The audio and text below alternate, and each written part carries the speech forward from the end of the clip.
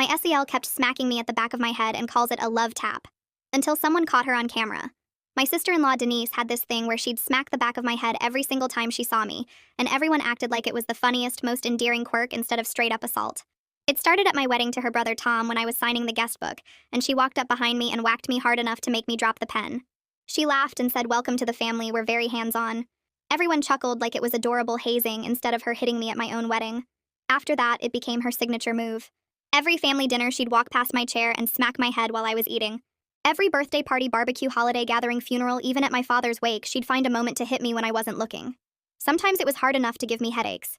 Sometimes she'd do it multiple times in one event. She'd always laugh and say, "It's how I show affection, get used to it." Tom thought it was hilarious and said Denise only teases people she likes. His parents said she'd always been playful and I needed to loosen up. Other relatives said it was harmless fun and I was being too sensitive about a little tap.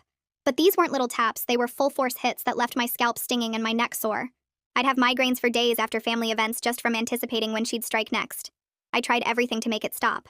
I asked her politely to please not hit me anymore, and she said, "Don't be such a baby, it's just how I communicate." I tried avoiding her, but she'd hunt me down specifically to smack me, then act hurt that I was avoiding family. I tried ducking when I saw her coming, and she'd tell everyone I was being dramatic and making her look bad. I even tried hitting her back once, and the entire family turned on me saying I was aggressive and inappropriate while Denise was just being affectionate. Tom told me I needed to apologize for overreacting, and I ended up having to say sorry for defending myself against his sister's constant attacks. She'd time it for when I was holding hot drinks so I'd spill on myself.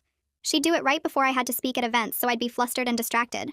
She'd even started teaching her kids that smacking Aunt Lucy was a fun game and they should do it too. I was being physically abused by an entire family who thought it was comedy. After 3 years of this, I was at my breaking point. I had chronic neck pain from constantly tensing up around her. I'd stopped going to family events and Tom was getting angry about me isolating myself from his family.